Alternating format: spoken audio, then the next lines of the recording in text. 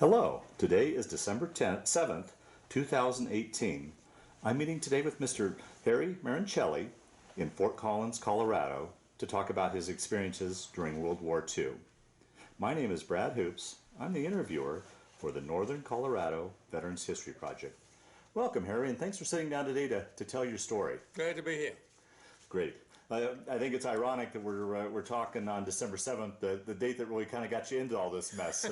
That's true. Yeah. I hadn't thought about it when I sat down. Let's start out, if we could. Tell us a little bit about yourself, your date of birth, where you were born, a little bit about your family. Oh, all right. I made my entry into this world on March 4th, 1924, okay, in the Bronx, a borough of New York City, and spent a good deal of my life, the early part of my life, in the Bronx. There was an Italian section built around, I think, a world-famous avenue called Arthur Avenue, which many Italians, second-generation Italian, was the place to go if you wanted real Italian food. Now, you're a first-generation Italian, or tell us a little history of your family? Yeah. Okay, my dad came over here as a 6-year-old, and he was probably one of the best-dressed kids on the east side of Manhattan. His dad happened to be a tailor, and that was very important as far as my dad was concerned. But anyway, my dad was brought up in Manhattan, and I'm not quite sure where he met my mother. Okay, but my mother's family lived in the Bronx. Where they met in between, I don't know. But anyway, I spent some early years with my grandmother and grandfather, and I knew my maternal. I never knew my paternal grandfather. I know of him, but never really met him. And so we spent a good deal of time in this Arthur Avenue area, okay? But then, after my dad married my mother, we started a migration. Really, it was a migration. And we moved from the middle or central part of the Bronx near Fordham University, okay? And Dad found this big rambling house on the west side of the Bronx. And that's where I spent the years. And in my mind, I associate that with very fond memories. Yeah. Very, very fond memories. It was a big rambling house, and we managed to get 2 families into that house. My maternal grandfather, and 2 of my mother's uncles. And it was 3 families high, and that didn't include the basement. And it had more porches than you ever dreamed of. We had a front porch, Wow. and we had 2 porches in the back. And it was a great house to be brought in. The bedroom, I think, had as much space in it as my condo has right now. But anyway, I can remember my brother and I playing checkers, ground checkers, in the bedroom. But now, yeah. speaking of family, brothers and sisters, you have one brother, or I had one brother. I Just grew one up with brother? one brother, Okay. and he took after my maternal grandfather. Really, as he grew older, he became so close. I couldn't imagine, the genes that developed my brother. He was a blue-eyed blonde, Really? as my grandfather was a blue-eyed blonde. And he came from Parma. My grandmother came from Bologna, and I think they met in the United States. Okay, and and they lived in this area, this Italian neighborhood that I spoke about before, and so we finally moved together, the 2 families, into this house, and it was a great house. Uh-huh. And at that time of the year, it was a great place to be because we got away from streets, and though there weren't many automobiles, the Kingsbridge Terrace was the house that was on. It was isolated in the Bronx, and it overlooked the Hudson River. Actually, Wow. Some kind of a, geologically, it was some kind of a plateau, and it overlooked the Hudson River. And one crazy story about it, we woke up one morning and thought, what a crazy sunset we had. And it wasn't a sunset at all. Back in that time, there were places called velodromes. And in the velodrome, they used to have 6-day bike races. And it was made of wood. And that went up in one big flash. And the weeks later, when I went down there to visit the velodrome, it must have been 4 or 5 stories high, the circular track. There was maybe 2 or 3 inches of ash right down by the East River. No, I'm sorry, the Harlem River. It was right down by the river. Nothing saved it. But that's where we were. We overlooked, from our back porch, we could see across the Hudson River into the Palisades, and beyond the Palisades was Rockland County and then New Jersey. And as far as we're concerned, that was the end of the world. Wow. Colorado didn't exist. Yeah, right. How was it? Do you have much memory, and as well as was your family much affected by the Great Depression? Oh yeah, yeah. That's a sorry couple of years. What Dad did, he found this rambling house just before the Depression. I think around 28 or 29. Let's see, I was born in 24. And we were in that house before the Depression hit. My dad, because of his, the way he was brought up, and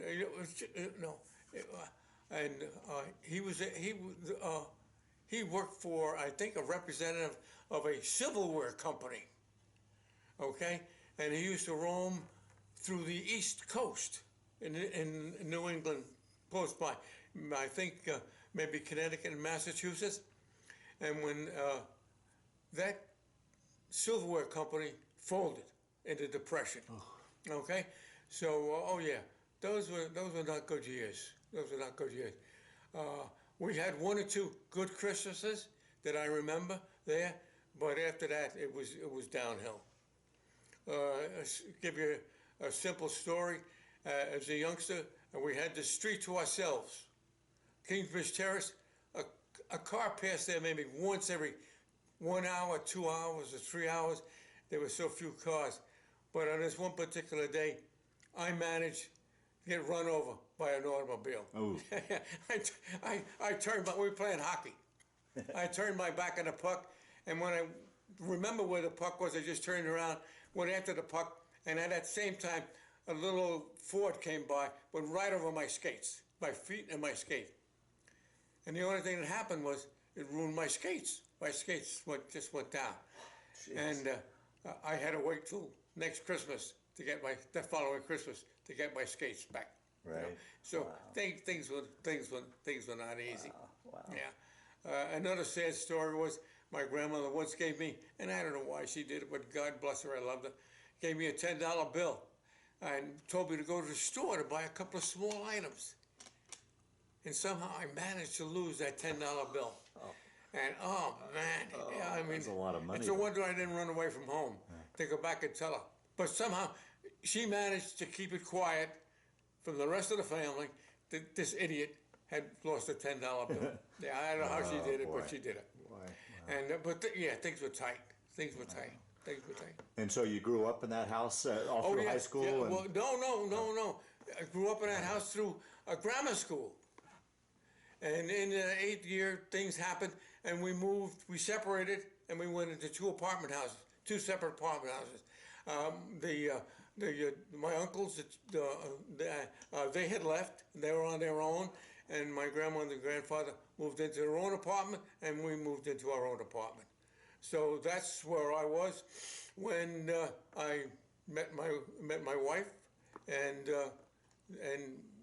then from there we left. We got married in the Bronx, okay, and then from there a couple of friends told us about an apartment in Yonkers, okay, and we looked at it, we liked it, so we started our migration.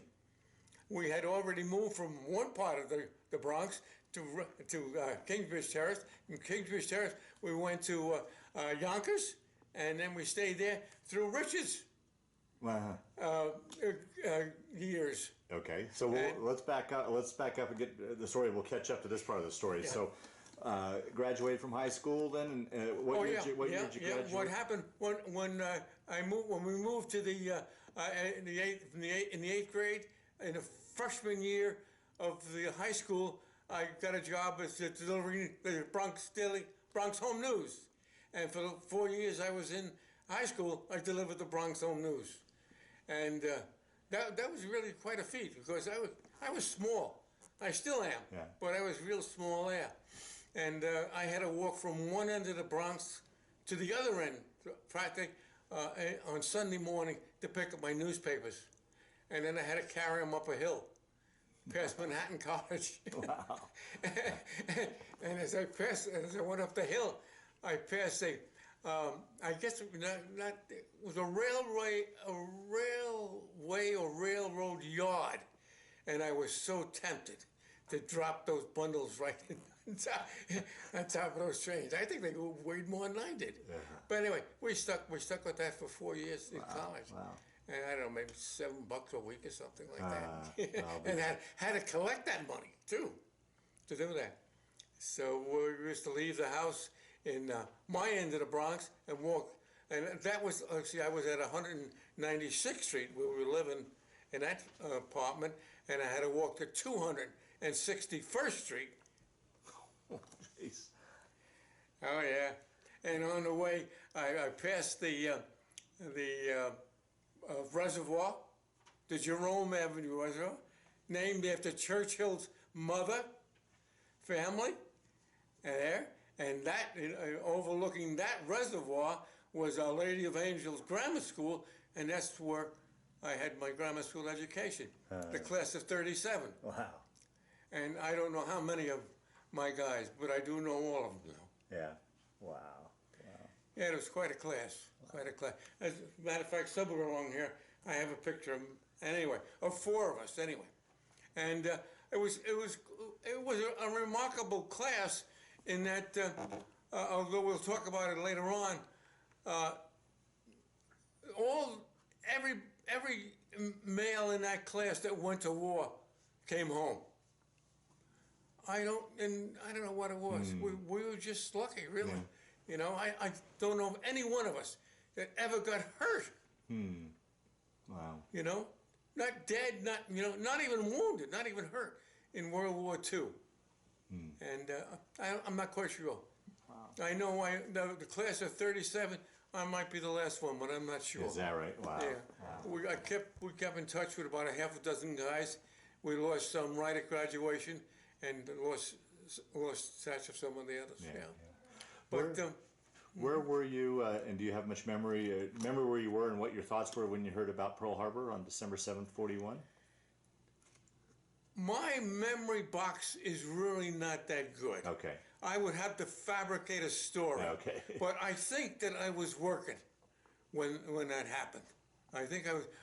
I had when I graduated from college, I had a couple of sales jobs, and I might have been working one of those sales jobs. So you were out of college when Pearl Harbor was bombed? Oh no, I'm sorry. No, high school? There's my memory box. No, I had a full-time clerical job in 40 and 41. Oh, okay. And from there, I left for the Air Force. And then how soon after Pearl Harbor did you enlist? December 4th, 1942. There's the 4th again. Huh? Yeah, that's the date of my discharge. Okay. It's telling me when I come in and when I come out. Yeah. Now, with all the various branches to choose from, how did you come to choose the Air Corps? Oh, I was an 18-year-old kid, fascinated by airplanes, and had never been close to one, never had flown in one, but I decided I wanted to be a pilot. Wow. So I went down to New York and told them I wanted to go into the Air Cadet program, and they said, fine, we'll think about it, And so I went down there, and that started my trip. Yeah, start that story of all the tests and that you told me earlier off camera how everything kind of transpired. Yeah, well, my whole life, Army life, uh, was all built around the very first interview I had there. After telling them I wanted to get into the aircraft program, I said, okay, just flippantly. And they said, well, you got to take some tests. And I had a physical test. And I sat down and took a test. Well, I didn't know I was taking a test, really. And they took my blood rate, my blood pressure, sitting down, standing up, kind of jogging in place. And later on, I don't know, an hour or so later, they said, you flunked the Schneider test. Here's a kid that never had anything wrong with his life, and they flunked the Schneider. Oh, I said, okay. He said, but look, we can't let you into the cadet program, but you can stay in the Air Corps. I said, okay. He said, you want to be an air mechanic? I said, yeah. So I became an air mechanic. And that's when it all started. Yeah. That's when I was trained to the gazoo. Now, where did you take off to take your basic training at? Well, and then you got to realize that here's an 18-year-old kid who spent his whole life in the Bronx. Oh, absolutely. Right? Yeah. He wanted to see the world. Yeah. So I said, okay, fine. And they did me in. I couldn't leave the East Coast. They sent me to 3 training schools within an hour and a half's drive of my home. Oh. One was in, 2 were in Long Island, okay, at Mitchell Field, and one was in across the Hudson River in New Jersey. Oh, no. Actually, I had to go back. The first thing they did to me was, instead of sending me out west or down south for basic training, they sent me to Atlantic City. And I took my training, basic training, on the boardwalk of Atlantic City. Really? I was living in a hotel on the 5th or 6th floor of a thing. And I can remember spending 12 hours cleaning the foyer and the staircases in an Atlantic City motel. Stopping every once in a while for an hour or so until I heard somebody come and started working again. It was the weirdest thing. And there are pictures of me when my mother and father was able to come down, take the subway, practically, down to Atlantic City, and took pictures of me in my overcoat that they had in Atlantic City. Well, after finishing the basic training in Atlantic City, I said, okay, I'm ready to go. I'm heading for the world. And that's when they did me in. So basic training, okay, now they're going to make a mechanic out of me. And I wound up in 2 training schools. On Mitchell Field was one of them, on Long Island, and then the one in Jersey. And after trying to make a mechanic out of this kid, whose mechanical training up to there, I didn't even own a hammer or a screwdriver at the time. But anyway, they said, okay, righty. And then finally, after graduating from those 3 mechanic schools, they sent me west. And they sent me as far as East St. Louis to another school. And this time, it was a small school. I don't know whether there was even 50 or attached to the school. And we were supposed to be specialists on an A-25 dive bomber of sorts. I have spoken to over 100 kids and people in the Air Corps. I said, have you ever heard of the A-25 dive bomber? They said, no.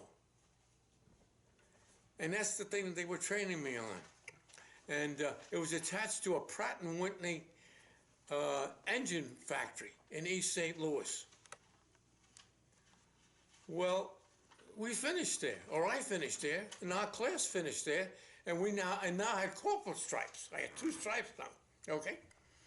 And within 2 or 3 days or so, I was ready to go. I had all packed and ready to go when a staff car came into the grounds, and I was called out, and they said, we want you to take the test for the Air Corps again.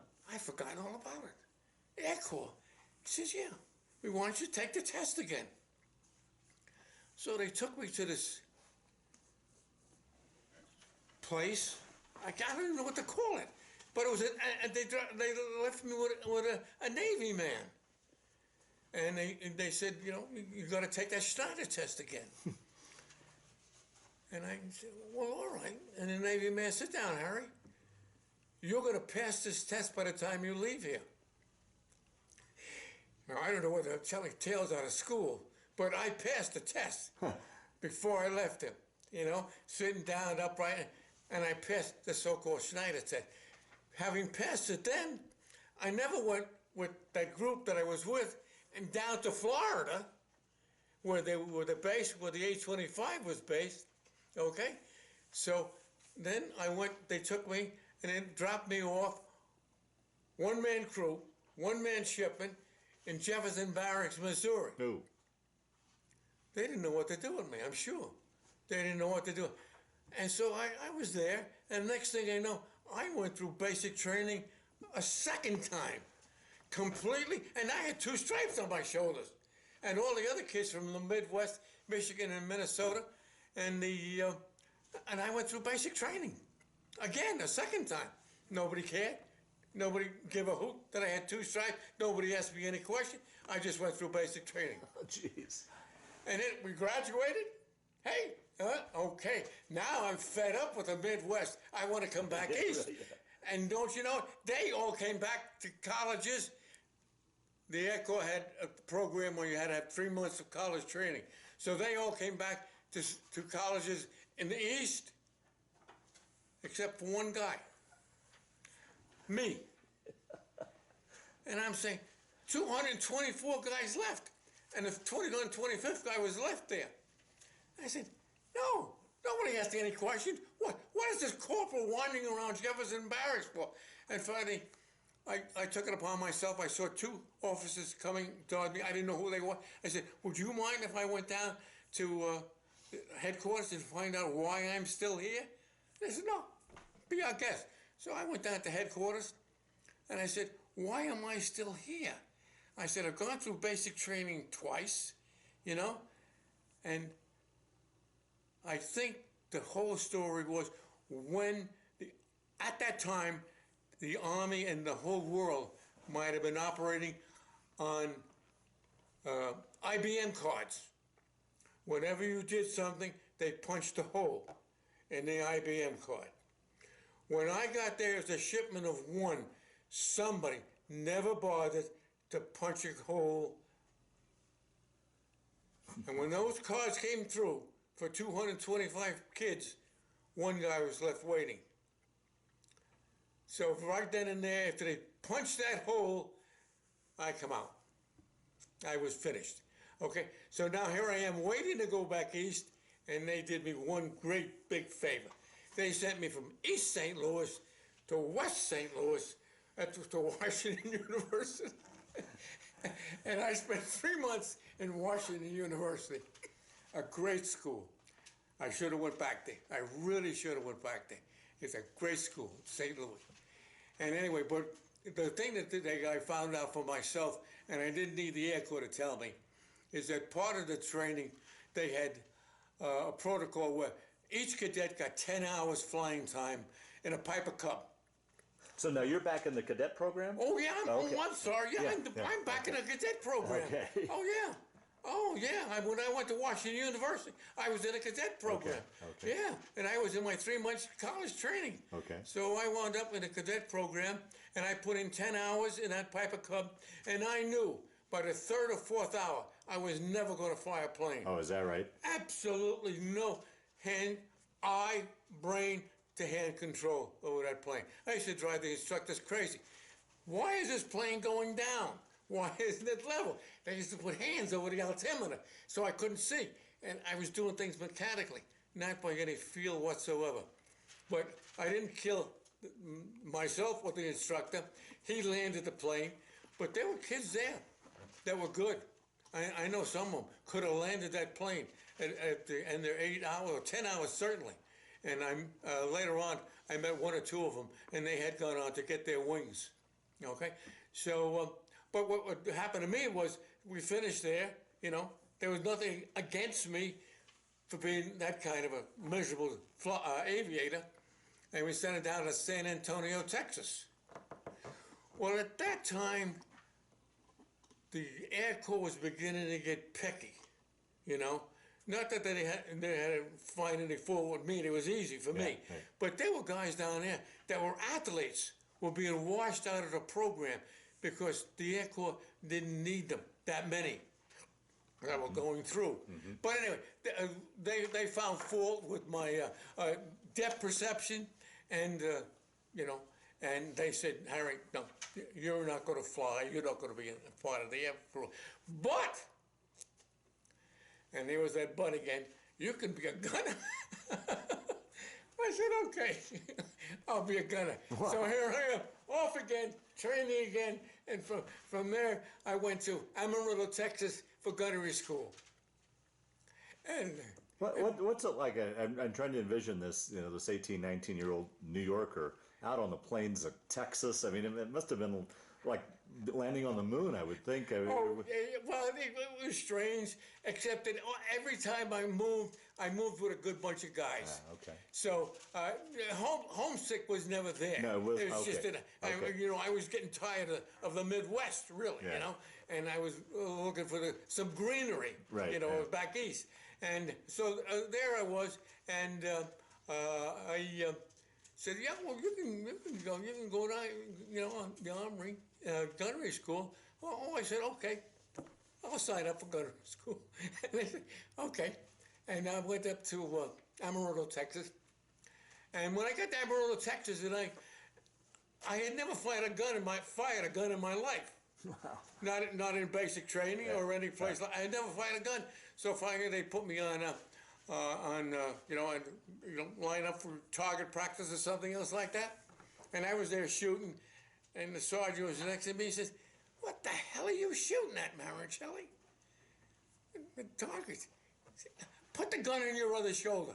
I put it on my other shoulder, and that's when I found out my master eye was in my right eye. It was my left eye, and it made all the difference in the world. And as I look back on it, it made all the difference in my life. You know, when we were growing up as kids, I was never a good batter. Because I never saw the ball. I never realized I wasn't seeing the ball where it was supposed to be. Wow. You know, and I could do the same thing with tennis. I was trying to be a right-handed tennis player. Anyway, that's beside the point. So there I was, and finally I got through gunnery school. I don't know why, but I got through gunnery school. And from gunnery school, they sent me up to Salt Lake City, Utah. To link up with your crew? Yeah, I ended up in Salt Lake City, Utah. The IBM cars worked, you know, and 9 guys were picked out. That was a crew, and those 9 guys went from Salt Lake City, Utah to Sioux City, Iowa. Mm-hmm. And there we went into training again. Only this time it was formation training, formation flying. And well, the gunners went along, and we did have some practice shooting at targets and things like that there, but it was basically formation training there. And we spent a number of weeks there. We developed a lot of friendships there. Wow. In Sioux City, Iowa. And if I look at my diary as I did the other day, and this is a sad day in leaving Sioux City, Iowa. And so we left Sioux City, Iowa as a team. And we had to do one thing we didn't really want to do, but there was one guy in the crew that didn't cut. And we had to reduce from 10 to 9, and he lost the vote.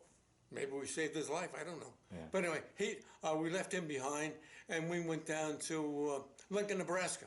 We went from there to Lincoln, Nebraska. We didn't know, the enlisted men didn't know. Maybe the pilot and co-pilot knew, but we were there overnight, and finally they said one day, okay, there's a B-17 out there. fly it over to England. Oh, jeez. So we took a brand new B-17 and we flew it to Presque Isle, Maine. And from Presque Isle, Maine, I think we went up to Newfoundland. And from Newfoundland, we flew it over to Scotland or Ireland, turned the plane over. Oh, so you didn't make any stops in Greenland or Iceland along that route? No. Oh, really? No. To the best of my knowledge, we went Presque Isle. I think we went to Newfoundland. We jumped home from Newfoundland, and we went to Ireland or Scotland and turned the plane over to somebody.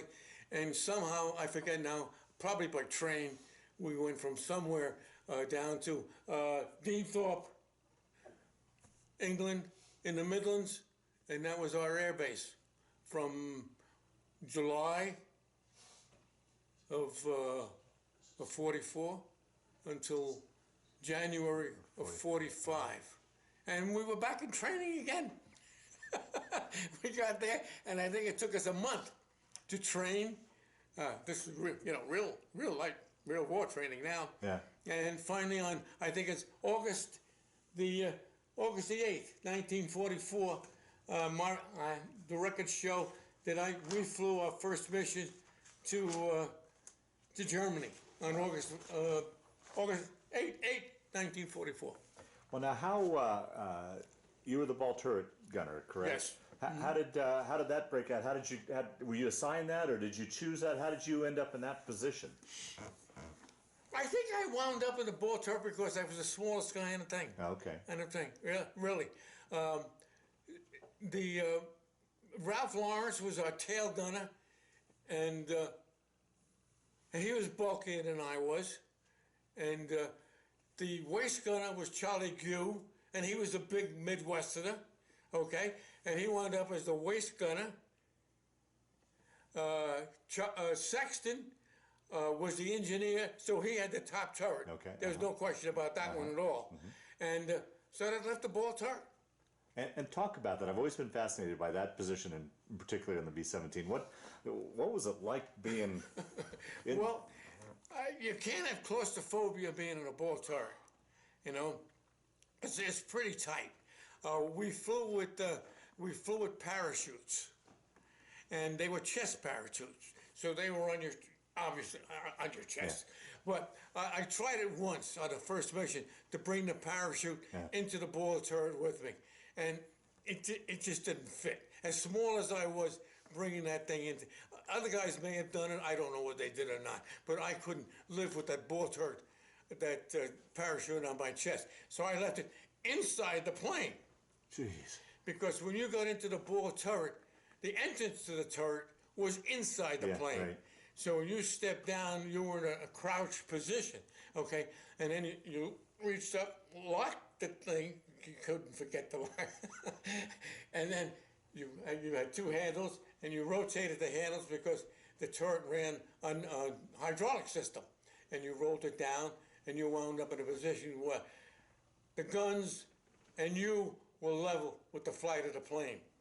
And I was in this position. And that's how but a great viewing spot, you know. Yeah, we'll talk about that. If you pay to... At what point during the mission would you call, you wouldn't be in the whole entire mission? No. Yeah. You couldn't be in at the beginning, and you couldn't be in at the end. But I mean, how far into a mission before you would climb into that down below? Let's see. Oh, probably before we left England, the coast of England. Really? Did you get there that long? Oh yeah. I spent 10 and a half hours on a couple of missions in that. Hey, you didn't cramp up or anything like? No, the only fault I had with one 10-hour mission is when what part of our equipment that kept us alive is that I had an electrically heated suit. Right. When I got into the ball turret, let me remember now, there were four things that I plugged into. I plugged into communications with the front. I plugged into the oxygen, right? and I plugged into the electrical system. I think we ought to note to those that are watching, the reason you did that, the plane wasn't pressurized, so it could get upwards of, what, 25, 30 below zero. I've seen some of the papers that I've since read, we went as high as 24,000 feet. Yeah, and at 24,000 feet, so you I were think getting one oxygen. time we went up to 30,000, but I don't know why we did that. Yeah. Yeah, so you needed to hook into oxygen because there was no oxygen. You needed to hook into electricity because it was just 25, 30, 40 degrees below zero. Yeah. Wow. Oh, So what I had was that I had like a long john thing on, okay, and I plugged into that, and then the boots had their own plug, and the boots plugged into that. Oh, jeez. Well, one mission, there was a short circuit in the boots. Oh, boy. And that was a cold trip. That was a real cold trip. Yeah.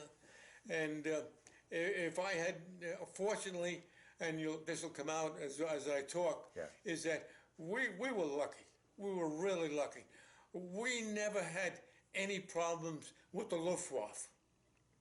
So all this training that I went through increased the odds of my getting back.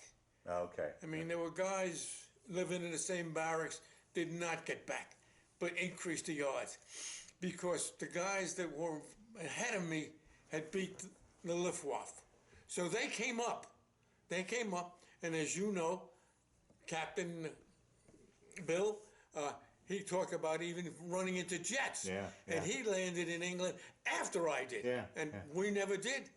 So I never shot at an airplane. Is that right? Wow. All I had to do was sit there and watch the flak come up. Yeah, you were talking. I remember one time you tell me a story, looking at the ground and seeing a flash, and then the next thing. Oh yeah. Talk about some of your missions then.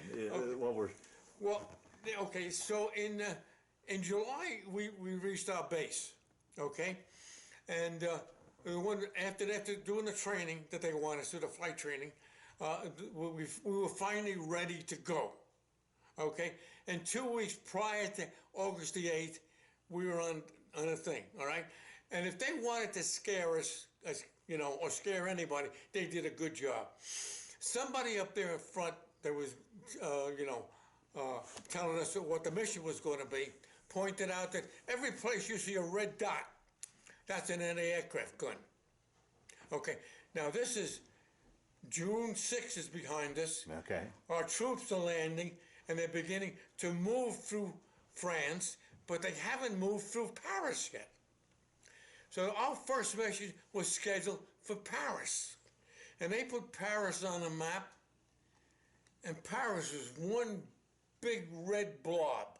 Oh, jeez. And if you want to scare a 19-year-old kid, that was a good way to do it. As far as we were concerned, there were thousands of guns protecting Paris.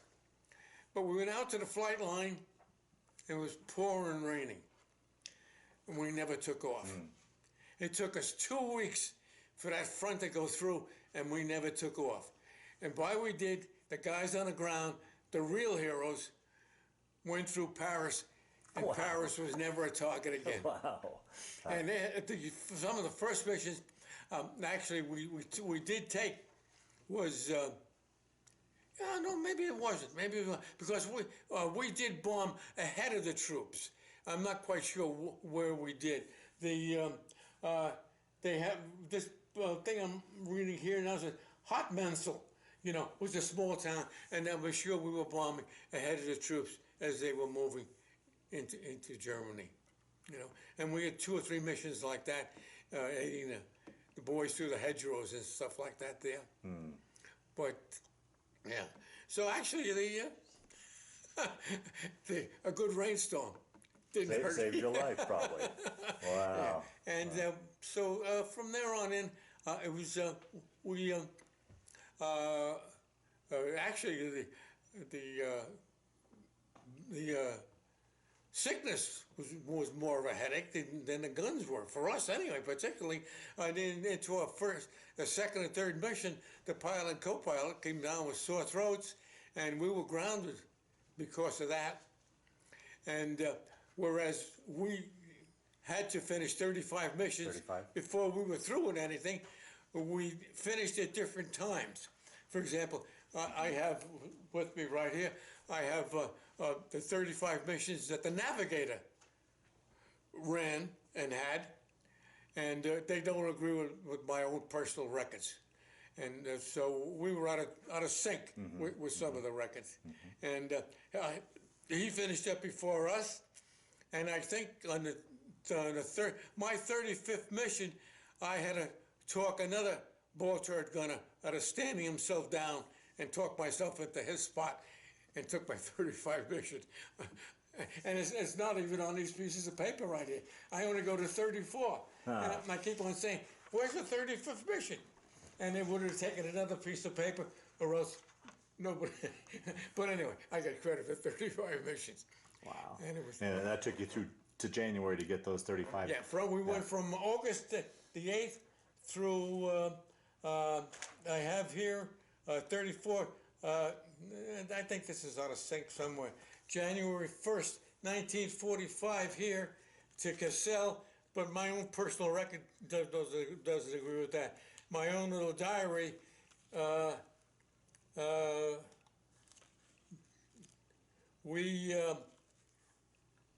let's see, the 30th thing went to Koblenz on December the 27th, okay?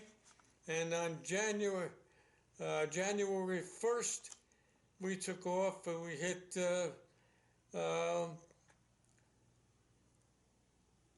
Allowa, Allower, Germany. So, and that doesn't agree with that. So I don't know. Yeah. There's disagreement down. And on January 2nd, 45, I stood down. On January 3rd, I have here. Up at 3 o'clock, help rear get grounded. Took his place for a milk run to Bowl and back. A milk run with the short runs. And easy, there wasn't easy. much. Yeah. By this time, most of the flak guns have been pulled back into Germany. So a milk run was no fighters, Gotcha. no flak. Right. So I talked him out of a thing. I hope he didn't get hurt for that. And that was 35th. So on January 3rd, which could have coincided with the permanent records they have too. Because on January 1st, they have Cassell, and I have, Cassell might have been the primary target, but we went to someplace else. Made 3 bomb runs, little flak, Allowa, Germany. Anyway, so. That's the whole record right there. Well, talk a little bit about what would happen with a flight. You never knew. You would just go to bed. You wouldn't know if you were flying the next day. They would just come wake you up. Is that correct? Oh, no. We knew before we went to bed. Okay. Oh, yeah, that we were up. Oh, okay. Oh, yeah, you knew before you went to bed. And I think you mentioned you got up about 3 a.m.? Oh, yeah, 2:30, 3 a.m., and then went out. Take us through like a standard day of a flight. What would... Well, we went to bed as early as we could, knowing that we had a thing, and they came and picked us up in trucks and lorries, and took us out to the flight line at 2:30, 3 o'clock, 4 o'clock, depending on the length of the flight, and we just loaded up. Oh, you wouldn't go. You wouldn't do breakfast or anything before it would. No, I don't think so. Oh, really? Oh, boy. No, there wasn't time for that. Jeez. No, what they did was they packed a lunch for us. We all went with these little bags in it, and then it was a bite to eat, some chocolate, an orange, a map was in there, and and we turned I think we turned the maps in when we got back too, after every mission, and after the first flight, there was something wrong with my digestion, and I felt a little nauseous, and I thought I had a history of a little bit of acidity, and I gave up the orange for chocolate. I swapped with somebody, so I had 2 pieces of chocolate and gave up the orange, and it never affected me again. Huh. The flying, it hadn't affected me before, and why it did on that first mission, I don't know. But from there on, it was a 2 chocolate guy instead of one orange guy. Wow. And we had that with us. So we went in. We carried a 45 with us, strapped to our leg, you know, and I don't know what I was going to do with it, you know.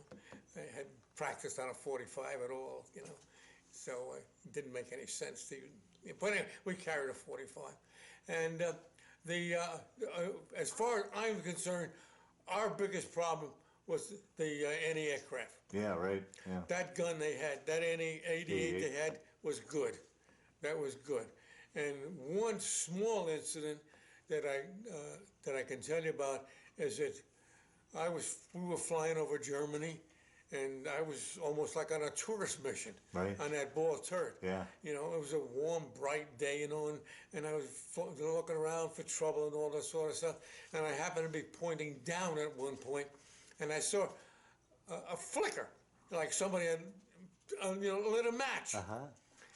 And next thing I know, there was an anti-aircraft shell bursting, maybe 35 or 50 yards off the tail of our plane.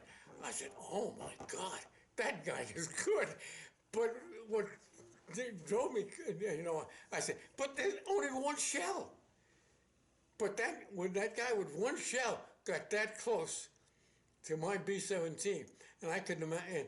But the thing that they were good at is that they come up with what they call a box formation with the anti-aircraft. They had guns set. They had them sighted in for a range.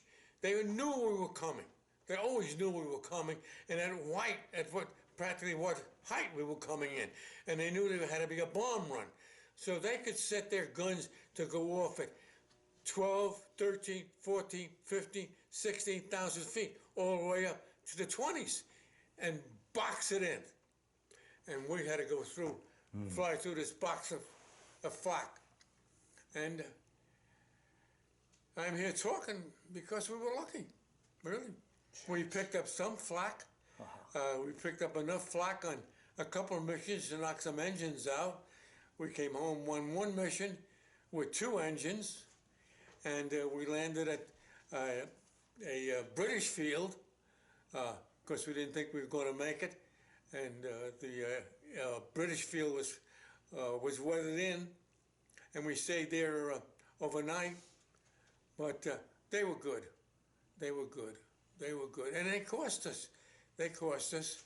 And the saddest sight that I had is that we had, at that time, where the guys in 41 and 42 did not have any real protection, flight protection. Right. We didn't have the planes to follow the B-17s in for 7 hours or so.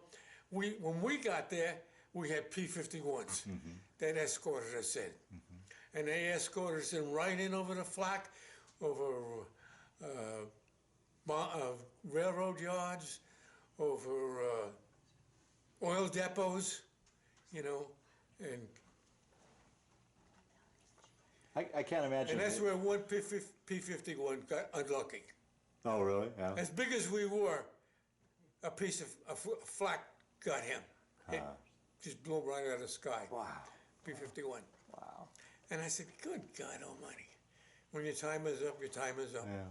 Wow. Now here's a little guy flying way off to my right, to my right somewhere, and I just happened to be pointing in that direction with my ball turret, and he disappeared. Wow. Wow. Yeah. So, but yeah, the 401st was, I think, basically lucky. They gave us a lot of credit for being the first or second best bombing crew in the official records, you know. But I'd say we had to be the luckiest too, although we left a lot of guys behind also. Jeez. So That must have been a hell of a sight to see all those formations, all those planes when you go on a run. The scariest thing, actually, that I can remember, even to my mind, even more scary than the flak, you know, was that we took off sometimes and we ran into fronts that nobody knew about or figured we had to fly through, and they had been trained, the pilot and the co-pilot. when you run into a front like that where you can't see the plane next to you, that there was a 500-foot rule. On the word go, everybody moved 500 feet. And each one had their own position. So the guys on the right and left move out 500 feet. The guys on top moved up and down 500 feet. And I'm not quite sure where we were at that particular time. And can you imagine 1,000 to 2,000 planes scattering at 500 feet intervals? Couldn't see a thing. That was the scariest maneuver I've ever been in. Right then, and the word was look, tell us, at the community if anybody's near us. And they knew what they were doing. God bless those kids that were flying a plane. Wow. Because I think the oldest, I don't know whether we had a 22-year-old. I think Cooper, the pilot, I think he might have been 21. He might have been 21. The co-pilot was younger than him, so he was in the same range as I am. I think this in March of 45. No, I wasn't flying in March of 45. I would have been 21 in March of 45. Yeah, so we were 20, probably flying, 19 and 20 flying those missions. Really. Wow. So they were good. God bless them, they were good. I wouldn't have traded my pilot, co-pilot for anybody. They were really good. We knew that. No, we knew that. Yeah. And when we left Sioux City, Iowa, that they were good. They were really good. They worked together good as pilot and co-pilot. Yeah.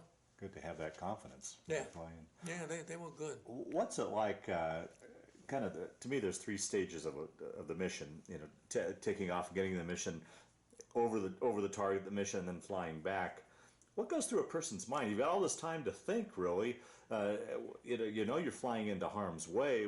What's going through a person's mind? And well, you see, I've got to put myself in the hands of the pilot and the co-pilot. Really, they're the ones that we depended on, really, to get into formation. And they were trained. That's why we spent so much time in Sioux City, Iowa, in their training. Because we did lose a number of planes with air accidents. Yeah. Why they haven't, I have no idea. Taking off, landing, something wrong with the plane.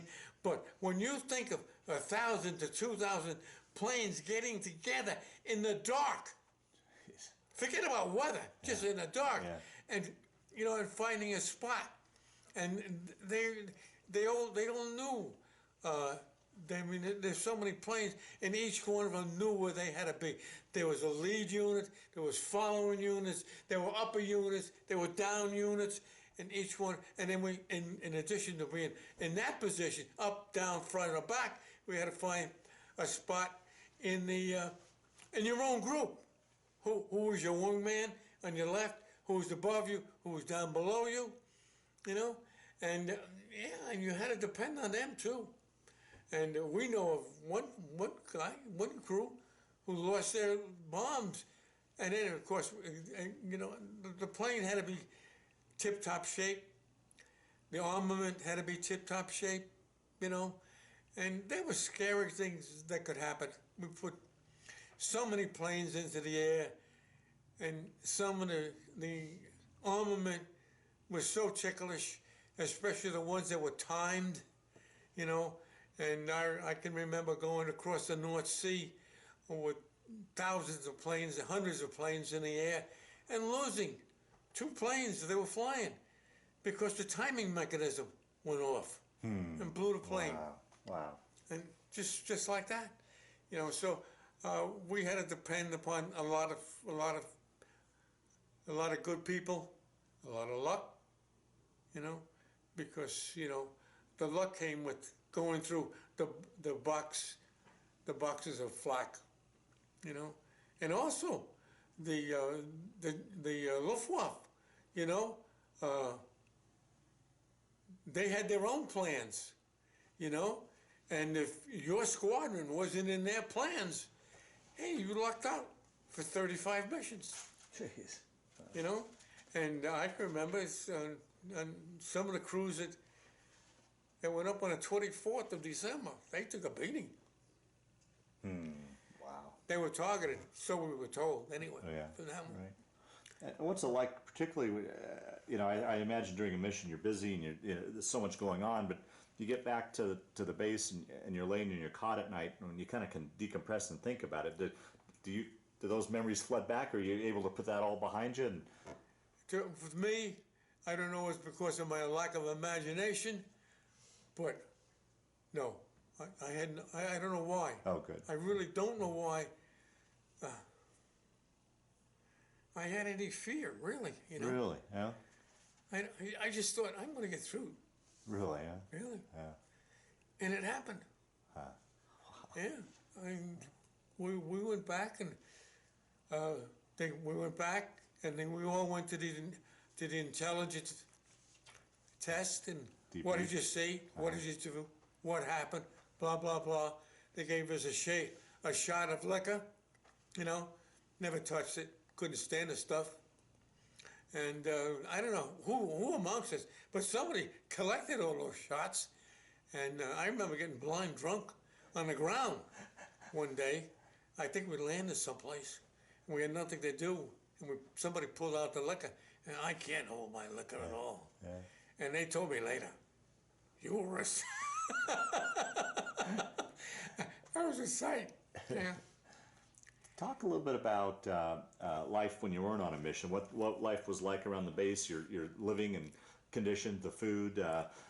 Did you get leave to go off base to tour around England? Just daily life during that period. Well, on the base, and it was the town we were attached to, or the farm we were attached to, they took over a couple of farms in Deanthorpe, England, in the Midlands, okay? And they just leveled the farms, or made them level, and poured a tar on them, and made a base, And we lived on the outskirts of that airfield. And we were picked up by lorries or trucks and driven to the thing. So much was done at night that I really,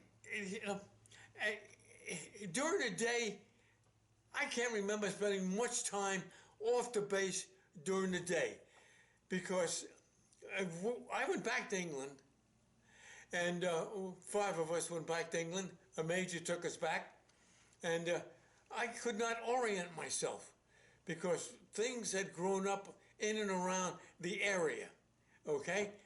And I said, where did I live here? And I could not orient myself to where I was sleeping, and how did I get to the plane?